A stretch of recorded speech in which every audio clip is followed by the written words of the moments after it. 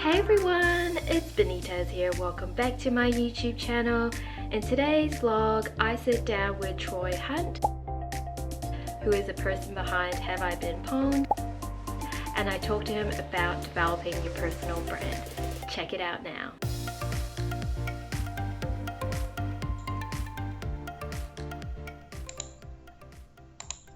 Alright, recording started. Hey everyone, it's Eliza here. Today I am talking to you guys from Porto, Portugal, and I'm sitting down with the Troy Hunt. So for those of you who don't know Troy Hunt, he is the founder of Have I Been Pwned? And if you haven't seen his blog post from last month, he's recently, I would say, maybe kind of letting go and not being more hands-on. Is that correct, Troy? I don't know if I'd put it quite that way. I think maybe the way to put it is I'm going to do bigger things with it. Yeah. I don't know how hands-on I'm still going to be. I would like to stop doing some things. Yeah. I would like to stop editing PNGs every time I load a data breach, like little mundane things like that. I'd like to stop having to remove the horizontal tab characters from the passwords. Yeah. The mundane stuff I would like to let go of, yes. Yeah. Well, thank you. Was there anything else that you wanted to say, like in terms of introducing yourself to everyone? No, Microsoft, MVP, RD, Pluralsight author. I got my Pluralsight t-shirt on today. About that. It's coincidental. Speaker, workshop person. Yeah, I'm sure we'll get into all that. Yeah, because you fly all over the place and you speak and you run workshops. Like I see your activity on Twitter and all the places that you've been going to, like Israel recently as well. Yeah, I was in Israel a few weeks ago actually, so that was an experience. That was different. Well, last night I came up with some questions on my notepad, so this is what we're gonna go through. But today we're gonna be chatting about personal branding because you are someone who has a high public profile figure, if I can say that, because I think you do have a high profile public figure, and for me it's always interesting to see different, figures out there interact with both their audience as well as people who they weren't necessarily reaching. So I'm going to start with one of the questions from Shiva, actually. So Shiva is our CPM from ANZ. Hi, Shiva, if you're watching this. So she wanted to know about, what worked and what didn't work for you along the way. Well, okay, that's a very broad question, Shiva. Let's start with the good bits. I think that the thing that's really worked for me is I've always made sure that my online persona, no matter what I do, is consistent with my offline persona. And Eliza, I don't think you and I have met in person yet, but it's Shiva who asked the question. I've seen Shiva quite a bit, and she would say, look, the way I'm speaking now and the way I conduct myself here or online is exactly the same as when we're together. And I've just found that's really important. That one of the things that, to be honest, is really frustrating me at the moment is you look at the way a lot of people behave online. Sometimes they're identifiable people with real world sort of Twitter profiles. Other times they're somewhat obfuscated accounts. And you see their behavior and you go, no way in the world would you ever act like that in person. Like some of it is just really atrociously phrased, obnoxious, aggressive. And I travel a lot, and I've never, ever had anything like that in person, but I get it online all the time. And I always think it's a little bit like my parents told me when I was a kid. It's like you never say something about someone unless you're willing to say it to their face. Like try and behave with someone the same way as you behave without them. So for me, I've always sort of focused on how do I make sure that the brand that I represent online is consistent with the real world reality. And anyone that's watching this that has had a beer with me before or anything like that will hopefully see that's consistent. So that has worked really, really well for me. And I'll tell you what, that takes away a lot of stress as well. You're never having to sort of put on a veneer or something like that. You just, you're just fair income about it.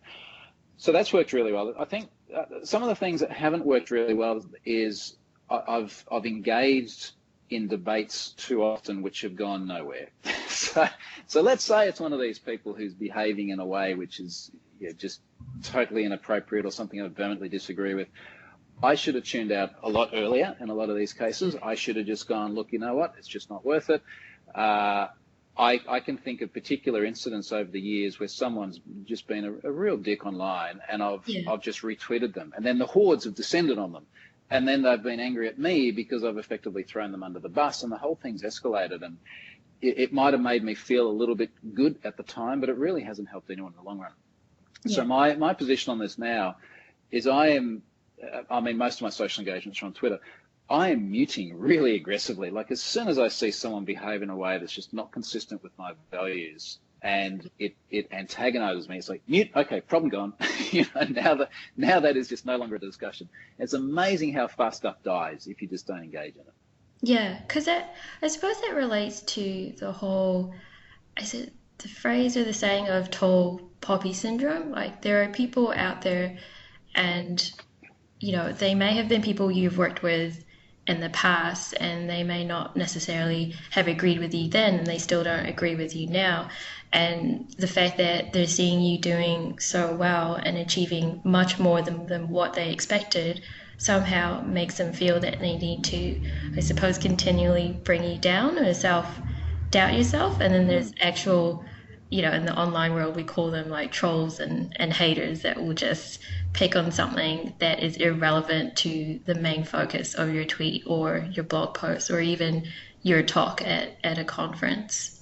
And it is, Look, yeah, yeah, no, that's totally right. And in fact, very relevant to this discussion today. I did a talk a couple of years ago here in Norway, and then I did a few other spots as well, called Hack Your Career.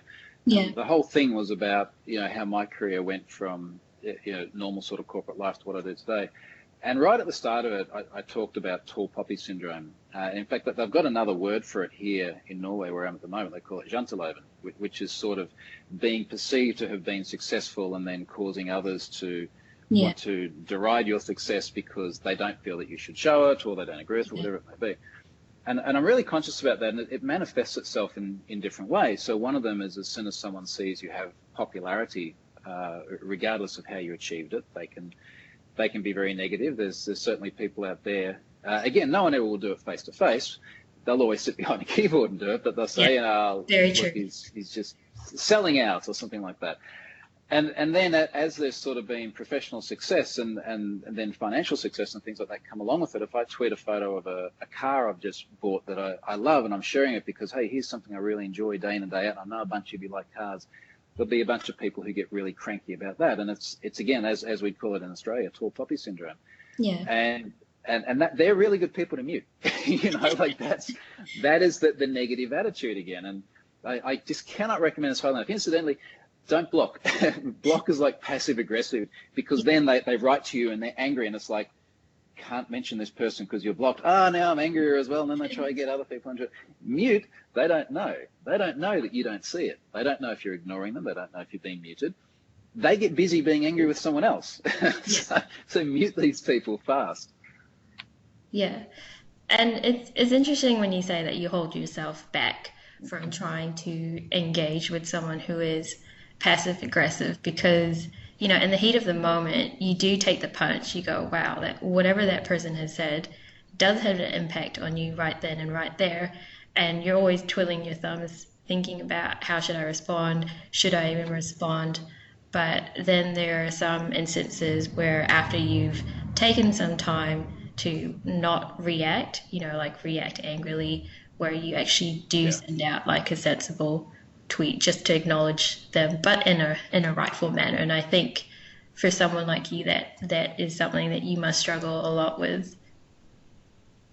It's the thing that's been getting me lately is just the absurdity of the nature of some of the tweets, and I've almost sort of been just upset that humans can end up being just this antagonistic, and it's very often little things. So I'll give you a perfect example. I bought a bunch of stickers, have I been phone stickers recently, because people Yeah, love stickers. Like every time I go somewhere with stickers, they're like, this is amazing, we're so happy. I was like with a bunch of heavy-hitter government people the other day, and I said, here's some stickers, and they were so happy. Like, it doesn't matter where you are, like people yeah, like stickers.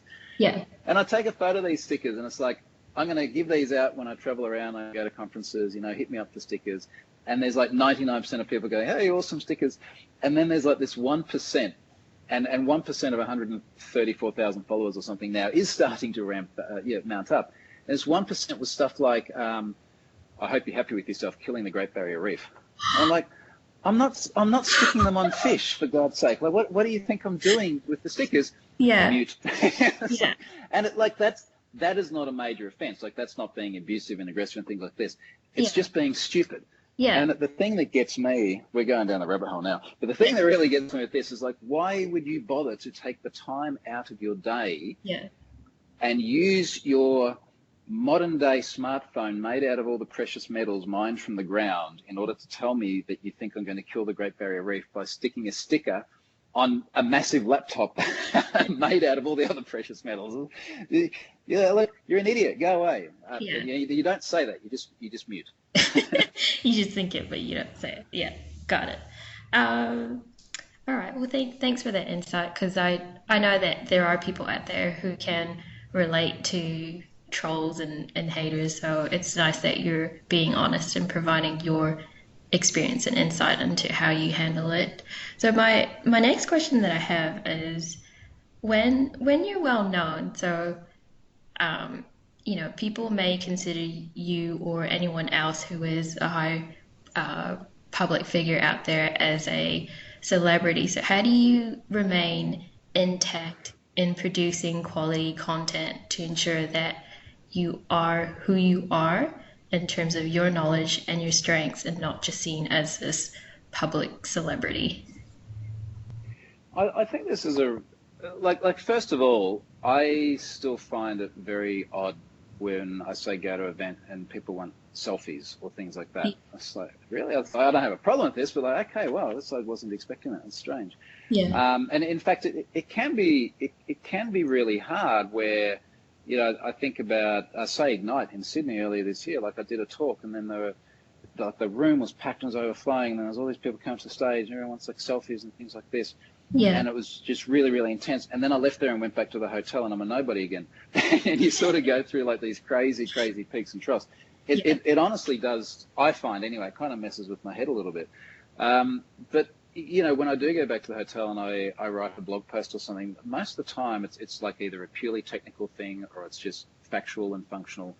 And I don't, and please tell me, anyone, if I do this without realizing it, but I don't think I ever write from the context of, because I've got this profile, I'm going to write it a certain way and you should pay attention and think that it is awesome.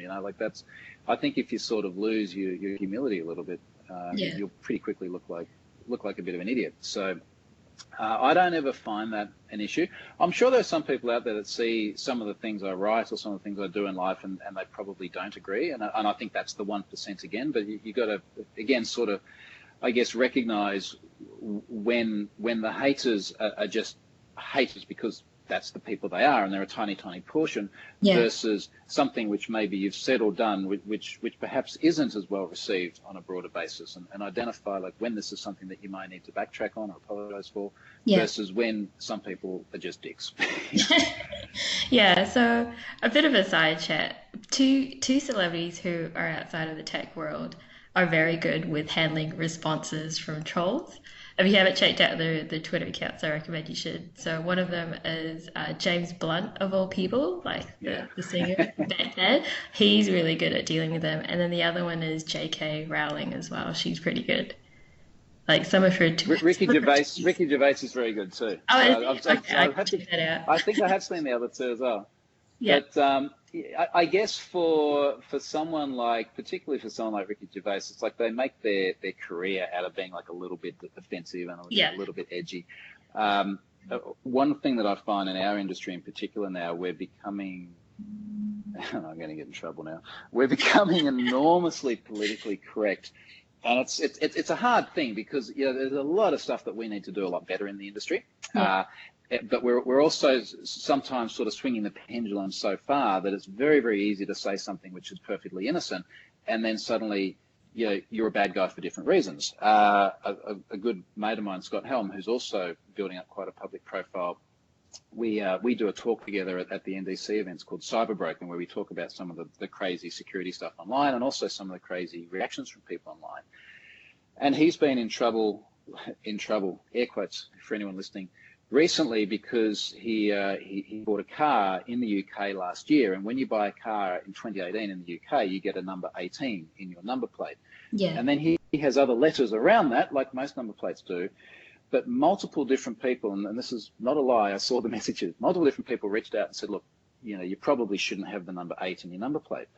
And for me, it's like the immediate association with 8. I lived in Singapore for years as a kid and spent a bunch of time in Asia. Like 8 is a lucky number. It's auspicious. Yeah. It continues. It never stops. This is good. 4s and 7s, bad, different story. 8s are good. Yeah. But they said you shouldn't have the number 8 because the 8th letter in the alphabet is an H, and because you've got one on the back and one on the front, you've got 2 H's, and that is an abbreviation for Heil Hitler. You could be seen as a white supremacist. And Scott's going, all I did is buy a car last year. Oh, by the way, I do actually have a proper H in my number plate as well. So why? How did I do this? Well, I'm in trouble. And of course, we have massive problems with racism and things like this. And this is not to take away from that, but sometimes it just gets so out of control. You're like, can I do or say anything on the internet without getting into trouble somehow? I'm putting log on my fire while we talk as well, because I'm not used to keeping fireplaces alive, and I'm not doing a very good job of it. When in Norway for Scandinavia. I'm doing my best. Right. Cool. Okay. So that leads on to my next question. Well, actually, my next 2 questions. So I'll start with one of them. So when you're writing your content, do you endeavor to keep to a schedule, or do you write whatever comes into your mind or what's happening during that week? It kind of depends. A couple of years ago, I started doing a video each week. Yeah. So, in fact, I'll probably do it this afternoon, and I'll try and push it out on a Friday. And it's just sort of like the original intention was I'm writing a lot of stuff. Writing doesn't always express sentiment as well as, like you and I talking here. Yeah. I want to do this to try and get a bit more sentiment and embellish a bit more. And then as time went by, particularly as I got busier and busier, that the video sort of became a way of, if I didn't blog something during the week, well, then at least I can talk about the data breaches I've loaded or some of the security things that have happened, or if I'm traveling, the conferences and things I'm at. And that I've religiously done. So I've done it every single week for the last 2 years. Yeah. Sometimes it's been a day or 2 late. Sometimes it's been, in odd parts of the world, but I've consistently done that. I think you put a lot of pressure on yourself when you commit to a cadence that requires a lot of effort. So a lot of my blog posts are freaking long. I got one I've got to push out today that's just, several thousand words wall of text. Another story about why I write such long blog posts. If I tried to do that regularly, I'd put a huge amount of pressure on myself, and I think it would make it hard to keep my sanity. So I've kind of got, I think at the moment, the best of both worlds. Something I do on a regular cadence, which doesn't take a huge amount of preparation, a little bit more editing than what I'd like, but not too bad. And the other bit is when I need to write something that needs to be in a blog post of its own, I do that at the cadence that I feel is necessary. Yeah. Yeah, because I can relate. Initially, I tried, so this was probably sometime last year. I was aiming to produce content each week, but then, as you know, well, maybe not, because I used to work for a partner.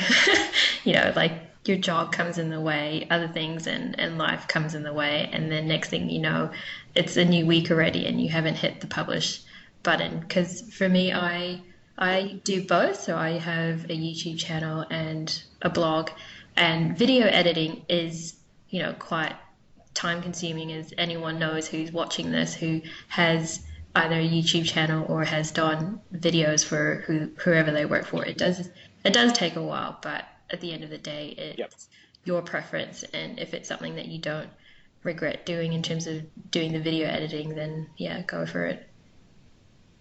Yeah, well, I guess it's a bit different for me as well, because I've got sponsors on every week, and I kind of want to make sure the sponsors get highlighted in a blog post that then kicks off the MailChimp email delivery and appears in RSS and all that sort of thing as well. Yeah. So there's a little bit more commitment, but then that's kind of like a job too, because they pay money, and yeah, guess what? You got to work. People want to make money, so there's that. Yeah.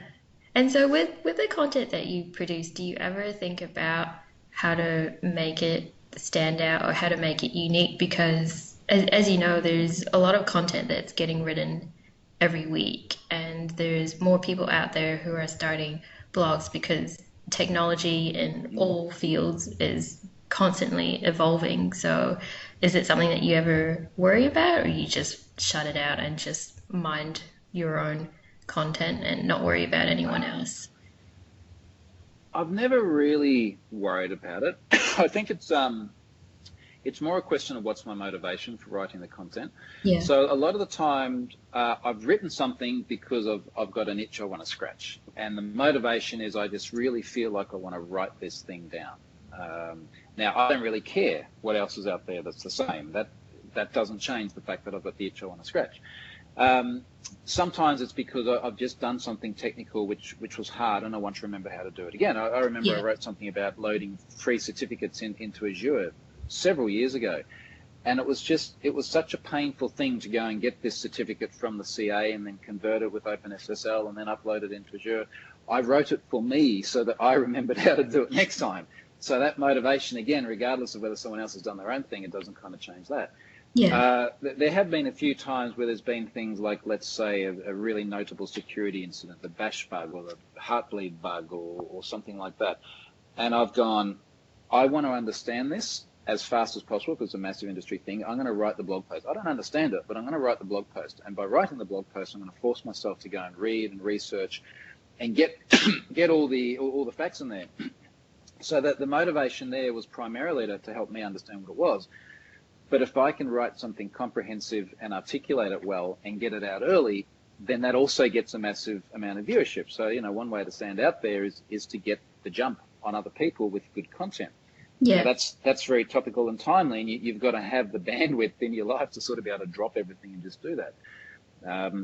I'd probably struggle more to do that now than what I have in the past. Yeah. Yeah. I can imagine. You're a very, very busy person.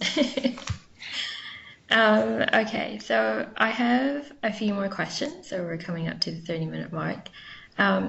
So one of them is for content that was previously relevant at the time. So let's say you wrote a blog post 5 years ago, and now because of the evolving technology that's taking place, would you go back and revisit it? Would you leave it as is, or would you write a new blog post to expand on it, to outline, what has since changed or why it wouldn't work or apply anymore to this day? So I think it's case by case, but the first really simple way of looking at this is that I have too many blog posts to ever keep them maintained. I don't even know how many I have. I'm not quite sure how many to tell how many I have. It'll be 1,000 something, I imagine. In fact, I was having this discussion with Scott the other day because we're looking at one of his posts written quite some time ago, and it was about like content security policies or something which have evolved over time. And someone was saying, why don't you update this? And he's like, do you know how many blog posts I have on this and how hard a time I have of just doing my basic life things at the moment because there's so much going on. I can't go back and change everything as well. I think that there are cases where it does make sense. If you've got something that is very sort of high profile and gets a lot of viewership and something is like a breaking change or fundamentally wrong, then that's okay. The rule I tend to apply is when someone contacts me and they say, hey, this thing over here is now wrong because of this or that, it's like, okay, I can take 5 minutes to go back and put a little note on there or something like that. But, other things, I mean, I can think of all sorts of things of a technical nature I've written before, which are now very different. I don't want to sit down and rewrite them. It's just way too much work. But if it really made sense and there's a lot of value to it, it'd be a different story. But I certainly don't have like a rule that that's what I need to do. Yeah. Have you ever been called out by the 1% on something that you've written in the past that's not relevant anymore? Like, has anyone in the last couple of years been like, hey, Troy, by the way, this thing that you wrote back then is completely wrong? Because they're trying to... Well, I think think it's a question of whether it was wrong at the time or it's Yeah. wrong in the light of today's climate. Yeah. If it was wrong at the time, then yeah, I got to fix that. If it's just simply something which was correct then, Yeah. but now 3 years have passed and Moore's law has kicked in and compute power has doubled in a bit, or whatever it may be, and things are different, that's a different story. And I think we're then back to the previous point of, well, do you go back and put a note on it or edit it to say that something has changed or not? So again, I'm sort of very reticent to invest too much effort into trying to maintain what is an increasingly large corpus of writings, case by case. Okay. So I have one last question, and I came up with this because I thought Troy's the perfect person to ask.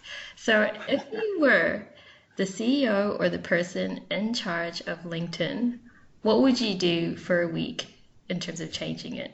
Because it is the type of platform where, a lot of people will talk about either themselves or their company, and it can be hard to distinguish whether it is, genuinely something that they are wanting to share and talk about it. But then it's also seen as like another type of platform for, air quotes, Facebook, but for the corporate world. And I'm just interested to see how you would change it. Yeah. Boy, that's a question I haven't had before. So the first thing that came to mind is I'm sick of getting spam, and I'm sick of getting these messages from people, which is like, hi, you seem to work in this area. Would you be interested in coming to do, this generic thing? And it's obviously not tailored at all. Yeah. It'll be job approaches for things that show that the organisation has obviously got absolutely no idea what it is that I do. It's like, no, I don't want to go back and be an ASP.NET developer for a big corporate in Sydney. It's like that is very, very different to what I do today. I can't think of any compelling reason whatsoever to do that. So I guess I'd love to be able to clean up some of the noise. Yeah. And look, I mean, in fairness, I think out of all the social platforms I use, LinkedIn is probably the least noisy and the best sort of signal-noise ratio. Yeah. I would, maybe this is a little bit more altruistic, but I would love to sort of get more accuracy in the way people describe themselves. Like, I've just seen profiles before. It's like, you've just got to be kidding me. Like, this is ridiculous. None of this makes sense at all. I don't even know what most of these letters mean in this order. Like, why is this here? Yeah. Interestingly enough, the very, very first blog post I ever wrote was about why online identity is a smart career move. And a lot of it was based on the fact that when I was interviewing people in my previous corporate life, you'd go to say their LinkedIn profile and everything about them was like, hey, I'm awesome, because this is what people do as CVs. And then they'd have recommendations from other people, and the recommendations would say, yes, they're awesome, because that's what recommendations do. Yeah. And I think one of the things I lament about LinkedIn is that it misses a lot of sort of organic, independently verifiable context around capabilities. Yeah. And in fact, when I wrote the original blog post, I was sort of saying, look, the LinkedIn and the CV is one thing. And to be clear, like, we've always had this problem, right? It's been offline CVs in paper format or in a Word doc, same problem. But I'd love to see that augmented more with things like, okay, you're a developer, point us to your GitHub repositories, point us to your Stack Overflow profiles. And not just point, but wouldn't it be cool if we could figure out a way to sort of surface more of the actual underlying capability in an evidence-based fashion, rather than just sort of the written word which talks about how wonderful you are. Yeah. Pluralsight has got things like Pluralsight IQ, sort of independent assessments to try and establish your competency within particular technology disciplines, and it does it very quickly and efficiently. Not meant to be a plug, but here we are. But, like something like that. I'd love to see more of the actual organic, independent verification of capabilities surfaced in LinkedIn. I don't think I can do that in a week, but that would be nice. Well, hey, LinkedIn, if you're listening or watching, well, hit up Troy. Well, thanks, Troy, for your time. Thanks, Troy, for your time today. It's been really good sitting down and chatting with you. And I think it's nice that you have been honest this whole time throughout this conversation. And that's what I like. I like in people who are straight up just themselves when they chat with me. And yeah, thank you. Thank you very much. Awesome. Thank you. My pleasure. Yeah, thanks, Steve. All right. All right, I'm going to start recording.